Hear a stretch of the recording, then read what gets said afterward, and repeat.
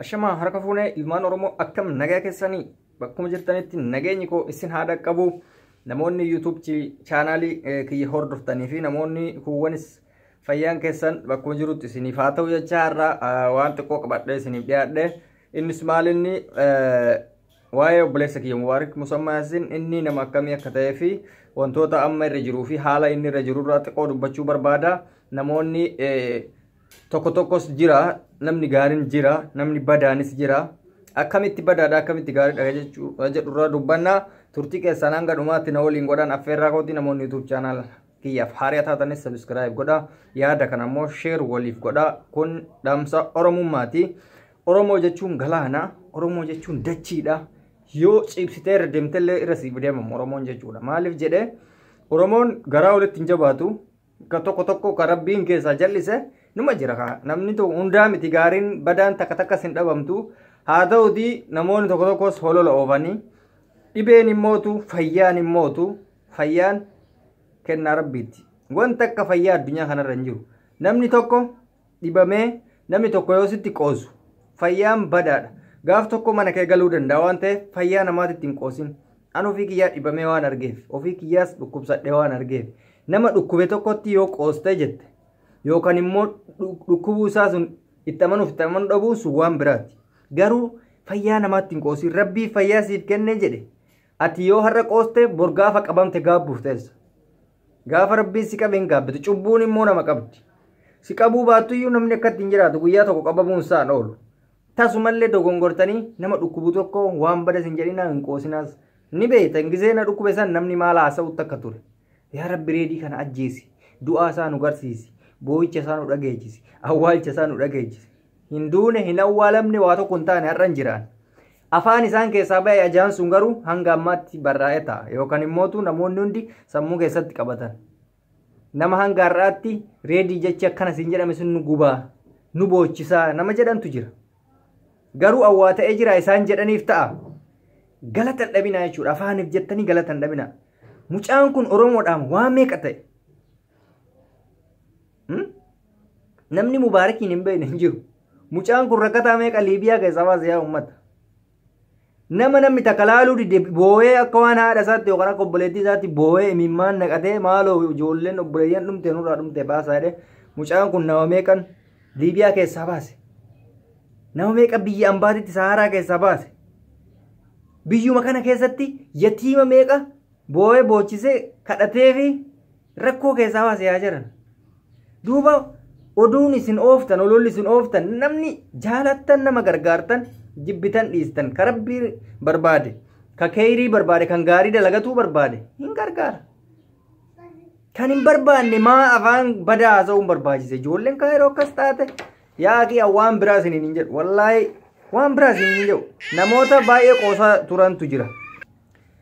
Qoosaan taane jecha hin taane an akka dhuunfaa kiyyaatti jara kennaa namni tokko osoo waan taane waa ta'e jedhee ofitti hin fariisu. Reediin hin dhibamne reediin maali fiilmii nurra dalagee yaa jarrana namni fayyaa irratti fiilmii nama dalagaa mee nama akkatti yaaduufaa qabna bara mee garaa isin guba bara.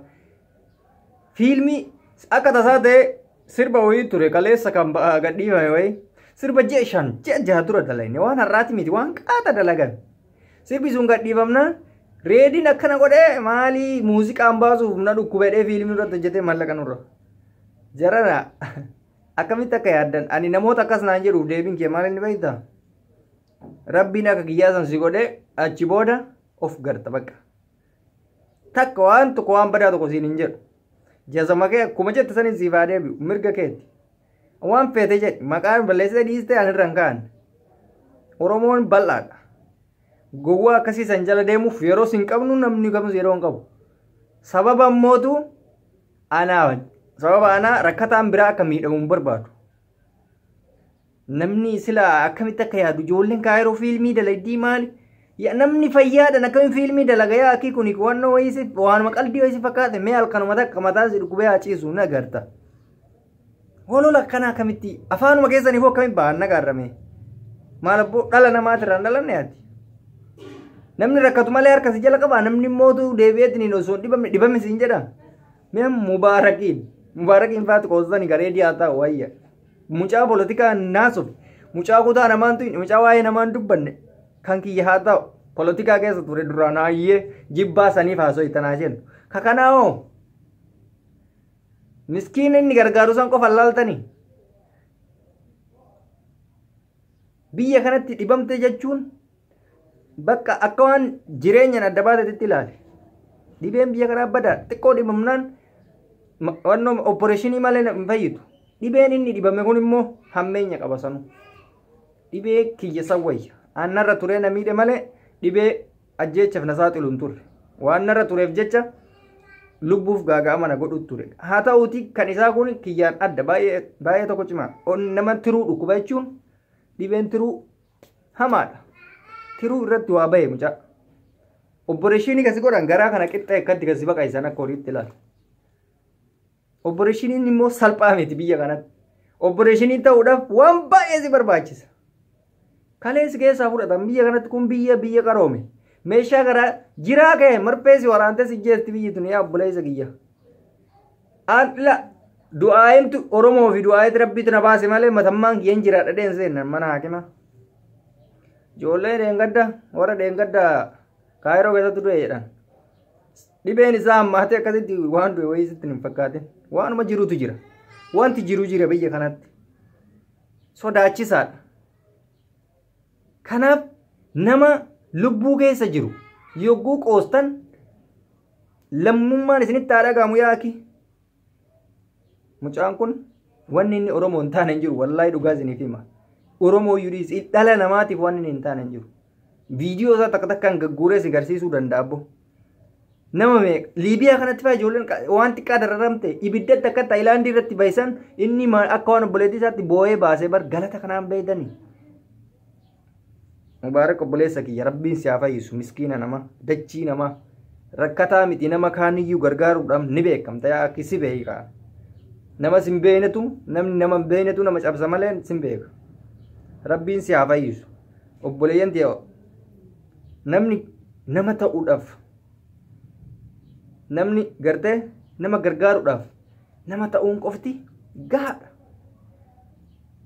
Mubaarakiin jaalattaa rabbi irraa khayrii barbaadda borgalata oolfachuu barbaadda obboleessa keetti kabirallee haa ta'u gargaari nama rakkate haa yaallamu. Namni kun yoo jiraate si fayyada malee yoo du'e namoonni nama du'a namaaf hawwitan namni sun yoo du'e maal argattarra maal dhaaltame maalii isaa irraa fudhatta wantummaan ati fayyadamtu jira no. Galata dhabuu qofa taate rabbi irraa jibbamta namarraa jibbamta addunyaa irratti ati akkuma hinaaftetti jirta jechuudha namuma jiru kamittu. Ani akka dhuunfaa kiyyaatti diinni yoo qabaadhe xalaata wayii xalaata san waan ittiin miidhu isa barbaada malee du'a isaa nawwu maaliif yoo du'e maal naa godha. Xalaanni baru du'a sii nawwu maaliif ani amma yoo xalaata kiyyaan nama na jibbuun qabaatin nama na jaalatu qofa yoo qabaadhe bar ofuun baradhu aslan. Sinigala xalaanni namaa to'aa jiraatu abbamman fedhe ka ajjeesu rabbi ka dhiisu rabbi waan ta'eef ati harka keen jiru du'aa fi jiraachuun harka rabbiiti jirti. Hundi keessanuu akkuma amantii keessanitti islaama kiristaanaa waaqeffataa odoo hin jedhin waa tokko osoo hin jedhin rabbi kadhaafe hunda caalaa amantii keessaniif amantima keessanii waaqna kadhadhaafi an dhugaa rabbi dubbatuudhaaf haakimaan hin fayyinaan. Du'aayidhuma keessanii fayyi ka hundi keetu islaamarraa kiristaanarraa waaqeffatarraa protestaantii waan hunda hordoftan namni du'aayi naan godhin hin jiru nin beekan hundi keessanuu boottanii naa gootan du'aayidhuma keessantu na fayyisan dawaa wayitu nan fayyisne kiniini nama fayyisu sababa malee doktorri wayitu si fayyisu sababa malee kas nama fayyisu kadhannaa namaati fi rabbi kuni lamaan jiraannan ati waa tokko iyyuun taatu siin jedhaa baran du'aayi sirritti walii kadhatuudha hundi keetu bakkuma teettutti bakkuma jirtutti beeta kiristaanii deemuus hin barbaachisu masgiida deemuus hin barbaachisu bakka addaa deemuus hin barbaachisu bakkuma jirtutti yaa rabbi nama akkanaa fayyisi yaa waaqa koo naa fayyisi yaa gooftaa koo yaa yesuus koo yaa maaliif akkuma amantii keetitti waa tokko maaliif abbaa irraa dhaga'u rabbitu beeka waan ta'eef sirraa dhagaa isarraa dhagaa waan hin beekamneef du'aayin kun nama hunda kana keessaa nama tokkorraa dhaga'ama. Hunda caalaa gargaarsi isin godhuu qabdan du'aayidha. Mallaqaanis ka dandeessaniin gargaartanii akkaawuntii isaa isiniif laxxafaa diskiripshinii jala isinii kaa gubbaa tambinaalii kanarra illee hin jira kulo hundi keessanuu gargaara nama kana namni tokko bar kan yaadatamuu qabu waan inni dabarsallee laaluun gaariidha waan irra jiru qofa osoo hin taane sirriidha nama gargaaruuf nama ta'uu akkuma jirutti ta'ee namni kun immoo galata akkamii nu biraa qaba beekuunis gaariidha keessattuu shamarran dhiirris akkasuma galata akkamii shamarran kenna immoo baay'isawee maashaallah takka amantiif kutaa wal qooduun hin jiru gargaarsa irratti hedduu das nama jettan maaliif ofirratti hin argaa waan ta'eef hanga isin anaaf quuqamaa turtan hin beeka waan ta'eef ammallee viidiyoo kana muranii namoonni tokko akkuma baratan fiilmii hojjetanii maali haa jedhanii san jazaan namoota waan badaa dubbatu namoota faallaa nama dhukkubuu dubbatu jazaan isaanii waanuma isaan jedhan sana haa ta'u akka afaan isaanii haa godhuuf yoo badaa dubbatan badaa isaanii haa kennu yoo gaarii dubbatan gaarii isaanii haa kennu malee deebii adda itti kennuu hin barbaadu maaliif nuuf jecha rakkataan dhibamaan du'uu hin qabu odoo jiru maal godha sila nama tokko yoo inni du'e ebaluu kiyyaan wayyoo jedhanii dachii balleessuun esh faayidaa maal qaba nama tokko kan booyaniif odoo inni lubbuu hin jiru obboleessa kiyya si gargaare du'aa isii godhette gaafa fixattee yoo du'ellee rakkoo hin qabu achi booda garuu odoo inni jiru faayidaa takka yoo hin godhiniif gaafa inni du'e piroofaayilii fi boo'icha mimmaa ragaatuun takka faayidaa hin qabu miiningilas hiikan qabu mee ilaala namoota du'an waan baay'ee gootaaf piroofaayilii irra kaa'attaa boottaaf waa buustaaf isa deebistaa no neevar hin deebistu ka jiru yoo badaddeeoo jiraachifatte baqqaat seenadhaaf kaawwatte namni sun inuma jira gaarii dalayde jechuudha kanaaf kun akkanatti isiniif jechuu barbaada kanarra waan baay'ee haasa'uu hin barbaadu obboleessa kiyya mubaarak musammaa yaasin rabbi si haa fayyisu miskiina namaa arjaa namaa quuqamaa namaa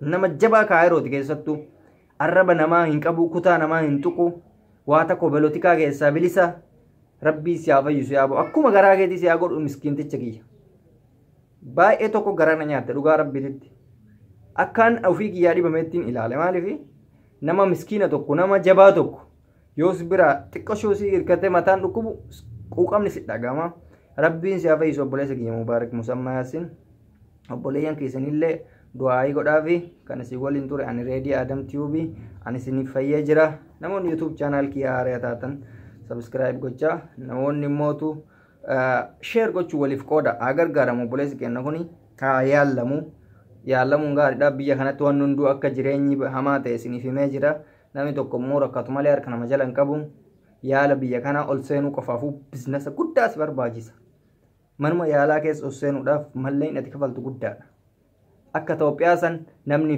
hin farramuusi zariin naa farrama maaliin hin jiru firmaan kee mallaqa keeti mallaqa dhuma keetiin farramamta kun akka akkasitti nagayaan naa oola fayyaa ta'aa isin jaalladha ciao